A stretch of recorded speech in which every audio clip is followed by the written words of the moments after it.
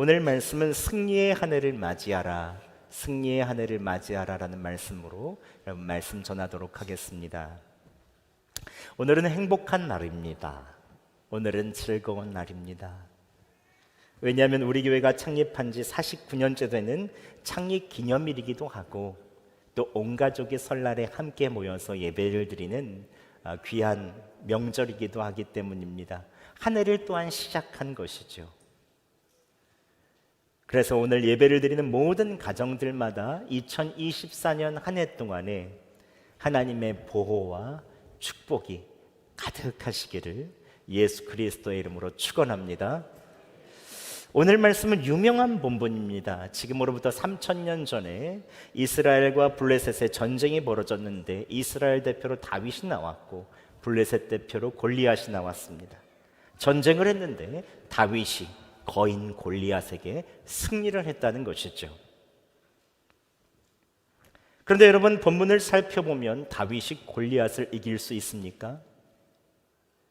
오늘 본문에선 다윗이 골리앗을 이길 수 없는 일들을 많이 증거로 대고 있습니다.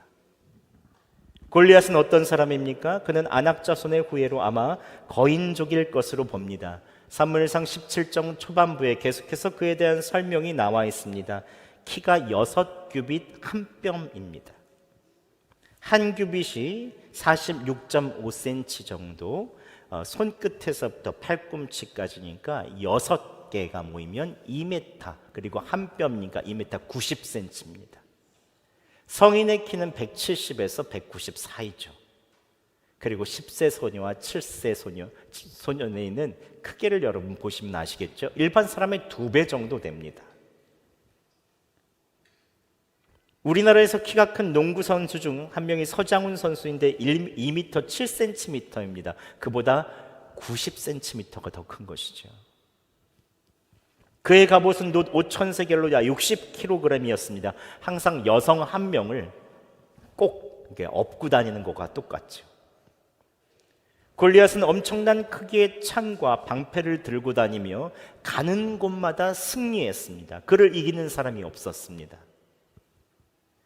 그의 명성은 어릴 때부터 알려졌죠. 이스라엘 왕 사울은 다윗에게 33절에 골리앗에 대해서 이렇게 말합니다. 사울이 다윗에게 이르되 네가 가서 저 블레셋 사람과 싸울 수 없으리니 너는 소년이요 그는 어려서부터 용사임이라. 즉 골리앗은 어릴 때부터 두각을 나타내는 용사였습니다. 싸움에서 져본 적이 없었죠. 그러나 다윗은 태어나면서부터 양치기였습니다. 그는 지금 17 소년에 불과합니다. 전쟁은 해본 적이 없습니다. 양만 쳐봤습니다. 그래서 사울 왕은 다윗이 골리앗과 싸울 수 없을 것이라고 말합니다. 너는 소년이요 그는 어려서부터 용사다. 타고난 용사다. 골리앗의 엄청난 덩치와 힘, 전투 경험에 비해 다윗은 17살 시골 베들레헴 출신 사춘기 소년이라는 것을 성경은 명확하게 밝히고 있습니다. 제가 지난 한 예술대상 시상식 때 서장훈 씨와 개그맨 송은인 씨가 사진이 있는 걸 가져왔는데 이런 분위기가 아닐까 싶어요. 꼭 어른과 어린아이가 서 있는 느낌? 이것이 바로 골리앗과 다윗의 모습이었습니다. 게다가 다윗은 전쟁을 준비하고 나온 것도 아닙니다. 형들 빵하고 치즈 갖다 주러 전쟁터에 왔습니다. 제대로 된 전쟁 무기 하나도 없습니다. 17장 28절에 큰형 엘리압이 다윗이 골리앗과 싸운다고 했을 때 혼쭐을 내줍니다. 화를 냅니다. 내가 어찌하여 이리로 내려왔느냐? 들에 있는 양들은 어찌 버려두고 왔느냐? 내가 내 교만을 안다. 내 마음의 완악함을 아노니 네가 전쟁 구경하러 왔지? 하면서 큰형 엘리압이 다윗을 마구 혼내는 장면이 나옵니다. 형제들도 어렸을 때부터 자랄 형제들도 다윗을 믿지 못합니다. 다윗을 무시하죠. 다윗의 마음은 어땠을까요? 주변에 그가 이긴다고 말하는 사람은 한 명도 없었습니다. 모든 사람은 패배를 말합니다. 실제로 앞에 있는 골리앗은 너무 크죠. 자기가 감당할 상대가 아닙니다. 골리앗도 다윗을 보고 업신여기며 비웃으며 이렇게 말합니다. 내가 나를 개로 여기고 개막대기를 가지고 내게 나왔느냐? 내가 네 살을 공중의 새와 들짐승에게 주리라. 골리앗은 쩌렁쩌렁한 목소리로 모든 사람이 들리도록 다윗을 무시합니다. 다윗은 겉으로 용감하게 보이지만 속으로 떨림과 두려움도 있었을 것입니다. 내가 괜히 나섰나? 이러다가 죽는 건 아닌가? 이런 믿음이 없으면 승리를 얻을 수가 없습니다. 오늘 그럼에도 불구하고 하나님께서 다윗이 믿음으로 골리앗과 싸우게 하십니다. 사람의 눈으로는 질 것이 분명하지만 하나님께서 약하고 어리고 여리여리한 다윗이 골리앗과 싸우게 하십니다. 함께 45절 말씀 함께 봉독하겠습니다. 시작. 다윗이 블레셋 사람에게 이르되 너는 칼과 창과 단창으로 내게 나아오거니와 나는 만군의 하나님의 이름 곧 내가 모욕하는 이스라엘 군대의 하나님의 이름으로 내게 나아가노라. 아멘. 다윗은 골리앗을 향하여 여호와의 이름으로 빨리 달려나가기 시작합니다. 순간 주머니에 손을 넣어서 시냇가에서 골라놓은 조약돌을 꺼냈습니다. 물맷돌을 돌려서 쉥쉥쉥 돌린 다음에 골리앗을 향해 그 빠른 속도로 던졌습니다. 그의 이마에 정통으로 맞고 골리앗은 기절하여 쓰러졌습니다. 그 틈을 타서 골리앗에 있는 칼집에 있는 칼을 빼서 이 골리앗에 있는 목을 베고 그는 승리의 함성을 외쳤습니다. 순식간에 전세는 역전됐습니다. 다윗이 골리앗에게 승리하는 순간 그 승리의 불꽃이 이스라엘 군대에게 붙었습니다. 이스라엘 군대의 승리가 전염됐습니다. 하나님께서 이스라엘 군대에 용기를 주시기 시작하니 모두 일어나 함성을 지르며 블레셋 사람들을 제압하고 큰 승리를 거둡니다. 여러분, 왜 하나님께서 이렇게 연약하고 어린 다윗을 통하여 이스라엘이 승리하게 하시는 것입니까? 남들보다 머리 하나는 더 크다고 하는 사울 왕도 있잖아요. 이스라엘의 다른 용사들도 있고 창검을 들고 갑옷을 입은 다른 사람들도 많은데 왜 하필이면 가장 무기도 없고 여리고 연약한 이 모든 병사들 중에서 전쟁터에서 가장 어린 그 다윗이 이기게 하시는 것입니까? 하나님께서는 이스라엘 전쟁터에서 오늘 가장 연약한 사람을 택하셔서 승리하게 하시고 이스라엘 군대와 여호와 하나님의 백성에게 승리의 믿음을 주시기 원하십니다. 무기나 전쟁 기술이 아닌 여호와 하나님을 의지하게 만들어 주시기 위하여 그렇게 다윗을 내세우신 것입니다. 전쟁터에 있는 사람들 중 가장 연약한 한 사람의 희생, 가장 초라한 한 사람의 믿음을 통하여 승리하게 하셔서 사람의 승리가 하나님께 있음을 보여주게 하시는 것입니다. 다윗을 통해 믿음이 무엇인지, 희생이 무엇인지, 승리가 무엇인지 전 백성에게 가르쳐주고 싶으신 그 마음, 이것이 바로 하나님의 마음입니다. 그리하여 온 백성에게 승리의 마음을 전가시켜 주시고 함께 승리하게 해주고 싶으신 것이 바로 하나님의 마음이죠. 하나님은 가장 연약한 사람을 통해서도 큰 승리를 주실 수 있는 전능하신 하나님이십니다. 오늘 이 이야기가 의미하는 것은 무엇입니까? 하나님에 대한 용기와 믿음만 가지고 있으면 어떤 거인이건 물리칠 수 있다는 것을 얘기하고 싶은 것입니까? 용기와 믿음만 가지면 모든 일을 할 수 있다는 것입니까? 그것은 하나님께서 주시고자 하는 오늘 이 본문의 의미는 아닙니다. 오늘 이 말씀의 진정한 의미는 다윗을 통해서 예수 그리스도의 구원의 빛이 비춰진다는 것입니다. 이스라엘 백성은 스스로 거인과 맞설 수 없었습니다. 이스라엘 백성 중에 누구도 골리앗과 싸울 수 있는 믿음과 용기도 없었습니다. 이스라엘 백성에게는 대리자가 필요했습니다. 그래서 하나님께서 다윗을 선택하셨습니다. 다윗은 강한 사람이 아닙니다. 다윗은 연약한 사람이었습니다. 가장 어린 사람이었습니다. 갑옷조차 맞지 않아서 무장할 수 없을 정도로 작은 사람이었습니다. 그럼에도 불구하고 하나님께서는 다윗의 연약함을 선택하셔서 골리앗을 쓰러뜨리십니다. 그리고 그 승리는 백성들에게 전가되었습니다. 불붙듯이 승리가 그 모든 사람들에게 전염되었습니다. 다윗의 승리를 보고 여호와 하나님을 의지하는 백성들은 승리할 수 있었죠. 즉 다윗의 승리 안에서 이들이 승리한 것입니다. 이런 다윗은 예수 그리스도를 알게 하죠. 사람은 모두 다 죄와 사망이라는 큰 거인과 맞서 싸우게 됩니다. 우리는 언젠가는 모두 다 죽음의 자리에 이르게 되죠. 그러나 죄와 사망이라는 큰 거인과 맞서 싸워 이긴 사람은 이 세상에 한 명도 없습니다.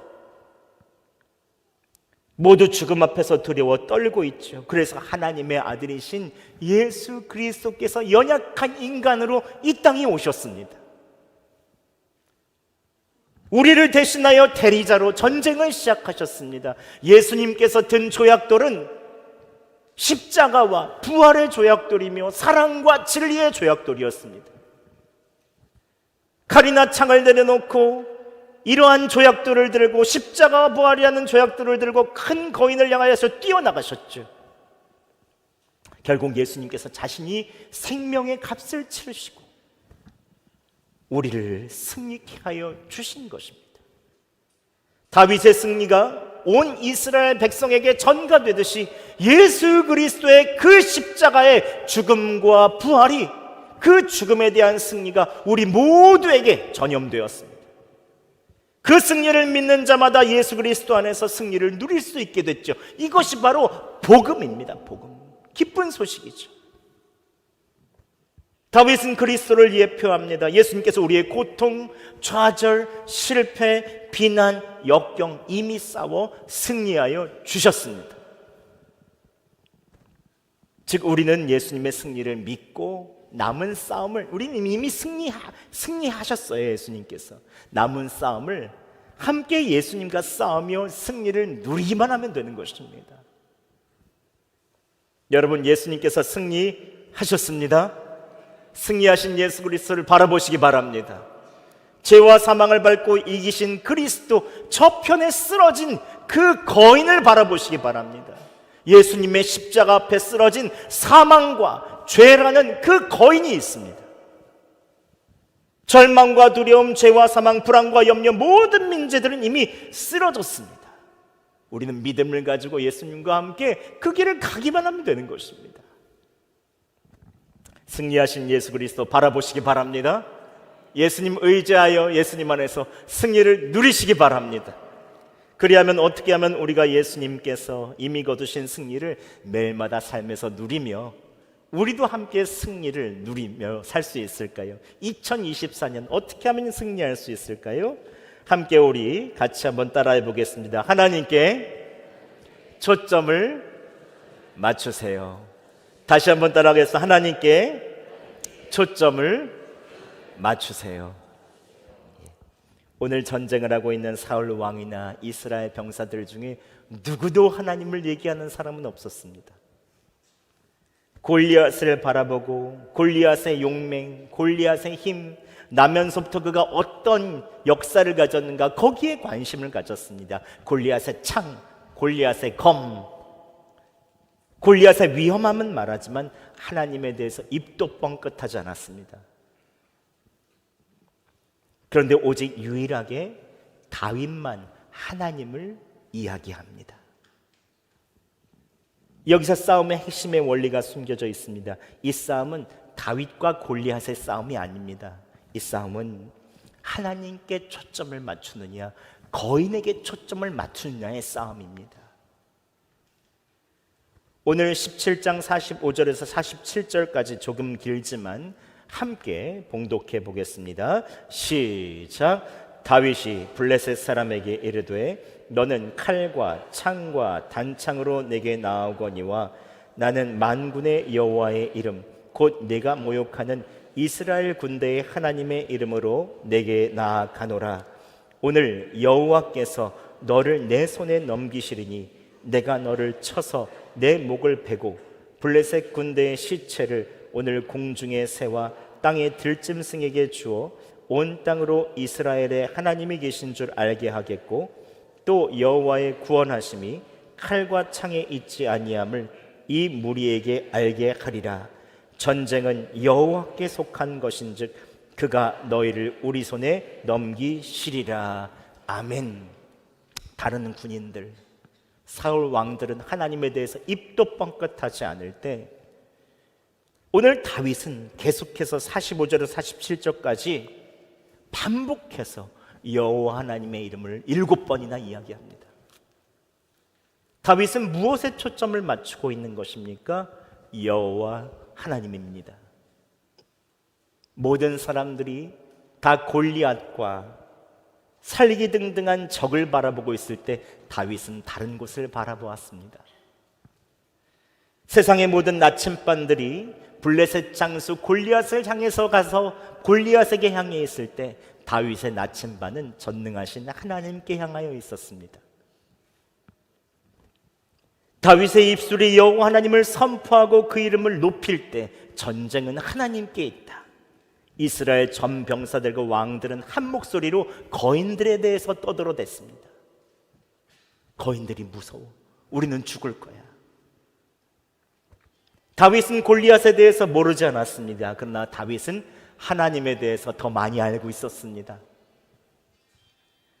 하나님께 초점을 맞춘다는 것은 하나님에 대해서 잘 안다는 것입니다. 다윗은 하나님에 대해서 정통했습니다. 하나님에 대해서 더 깊이 주목했습니다. 이번에 피택자 훈련을 하면서 매일마다 큐티 훈련을 합니다. 말씀을 묵상하며 하나님을 아는 훈련을 계속해서 매일마다 해나갑니다. 우리 일상 가운데 하나님께 초점을 맞추지 못할 때가 얼마나 많습니까? 그러나 하루에 한 번 말씀 묵상할 때만이라도 하나님을 아는 연습을 하는 것입니다. 교회에서뿐만이 아니라 일상 가운데 한 목판에서 주님이 어떤 분이신가? 주님은 나와 어떤 관계가 있는가? 주님이 나에게 어떠한 일들을 하실 수 있는가를 묵상하는 것, 이것이 정말로 중요한 것입니다. 여러분, 예수 그리스도께 초점을 맞추시기 바랍니다.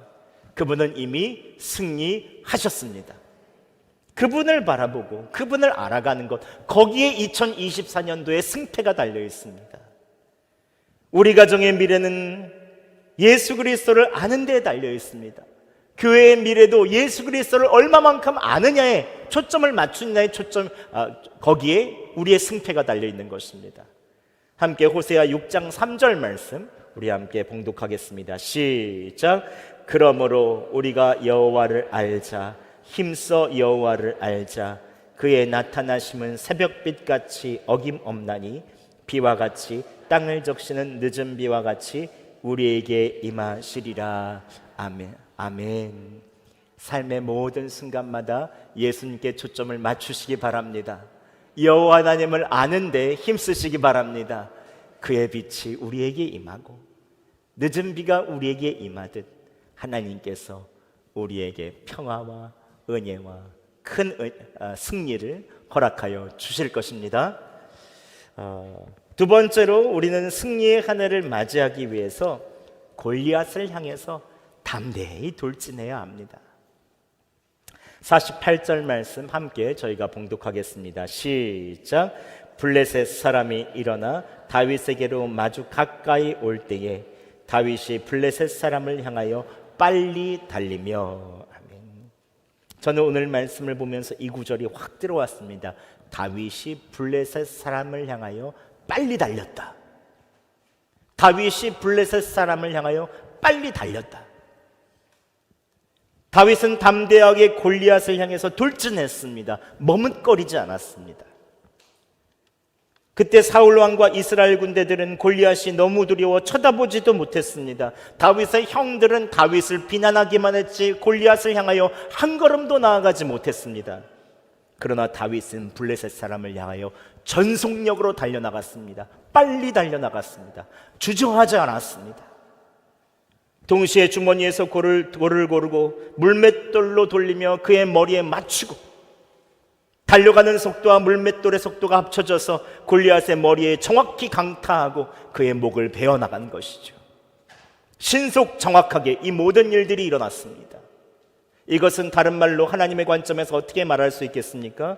하나님께서 다윗이 골리앗을 향하여 돌진하게 하십니다. 다윗의 눈을 크게 여시니 골리앗의 이마가 크게 보입니다. 빨리 달려가는 그의 속도와 물맷돌의 속도를 합치셔서 골리앗이 막을 수 없게 하십니다. 그리고 딱 10초 정도 기절할 정도로 만드셔서 칼을 꺼내 목을 벨 수 있게 하십니다. 하나님께서 믿음을 가지고 돌진하는 다윗을 위하여 일하시는 것입니다. 믿음을 가지고 돌진하는 그의 자녀에게 하나님께서 왜 일하시지 않겠습니까? 저는 오늘 여러분에게 도전하고 싶습니다. 여러분이 마지막으로 용기를 내본 적은 언제입니까? 상대에게 맹렬하게 돌진해 본 적은 얼마나 되었습니까? 너무 쉽게 물러나지 않았습니까? 포기한 적은 없습니까? 이게 안 돼, 저게 안 돼, 따져보니 이게 힘들어, 저기 힘들어, 그냥 자리에 머물러 있지 않았습니까? 직장이라는 곳에 몸을 숨기고 가정에 소홀하진 않았습니까? 사람들의 이목을 피해서 안 될 곳으로 다니면 안 될 곳으로 다니지 않았습니까? 내 앞에 둔 문제를 정면으로 돌파하지 못하고 자꾸 유튜브나 텔레비전에 집중하며 여러분에 있어서의 시선을 다른 곳으로 돌리지 않았습니까? 결국 이러한 문제들은 골리앗처럼 성난 목소리를 향해서 다시 우리를 향해서 달려듭니다. 이제 담대히 내 앞에 골리앗을 향해서 나가야 되죠. 이혼이라는 거인아, 넌 절대 우리 집에 머물 수 없다. 우울이라는 골리앗아, 썩 물러갈지어다. 중독이라는 거인아, 너희는 물러갈지어다. 제가 요즘에 한 방송을 봤는데 요즘에 이 문제를 해결할 수 없으니 모두 유전이라고 하는 거예요. 암도 유전이라고 합니다. 우울도 유전이라고 합니다. 중독도 유전이라고 합니다. 해결할 수 없는 것은 다 유전이라고 말해요. 여러분, 유전이라고 그냥 다 받아들이겠습니까? 유전자를 조사해서 그런 유전자가 있다면 그냥 다 받아들이고 평생 그렇게 사시겠습니까? 이미 승리하신 예수 그리스도와 함께 죽음을 정복하신 예수님이 계시는데 함께 싸워봐야 되지 않겠습니까? 물론 다윗은 물맷돌을 던져서 다 맞추고 성공한 것은 아닐 것입니다. 백발백중 다 처음부터 맞추는 사람이 어디 있습니까? 실패한 적도 있었죠. 골리앗을 노려보던 그 눈으로 밧세바에게 추파를 던지기도 했습니다. 골리앗을 향하여 여호와의 이름을 담대히 외치던 그 입술로 침을 질질 흘리며 나중에 블레셋 왕 앞에서 미친 척하며 목숨을 구걸하기도 했습니다. 빨리 달려나가던 그의 발이 사울 왕이 무서워서 도망치는 발로 변했습니다. 다윗은 연약했습니다. 다윗은 외로웠습니다. 다윗은 많이 실패했습니다. 하지만 하나님께서는 그를 하나님의 마음에 합한 사람이라고 말씀하십니다. 왜 그런 것입니까? 그는 다시 일어나 여호와 하나님께 초점을 맞추고 여호와 하나님을 향하여 달려나간 것입니다. 이게 중요합니다. 과거는 중요하지 않습니다. 몇 번 넘어진 것 중요하지 않습니다. 과거에 내가 실패했더라도 예수님께 초점을 맞추고 이제 달려나가면 됩니다. 예수님께서 이미 다 승리를 하셨으니 달려가다 쓰러지면 다시 일어나서 예수님 손 붙잡고 나아가면 됩니다. 과거에 얽매여서도 안 됩니다. 미래를 두려워해서도 안 됩니다. 지금 여기에서 예수님의 손을 잡고 과감하게 골리앗을 향하여 빨리 돌진해야 합니다. 이게 중요한 것입니다. 여러분, 담대하게 돌진하기 위해서 계속해서 예수님의 손을 잡는 습관을 가지세요. 예수님을 의지하는 습관을 들이세요. 사람은 연약합니다. 사람은 지혜가 부족합니다. 매일 주님을 의지해야 살 수 있습니다. 예수님 어떻게 해야 될까요?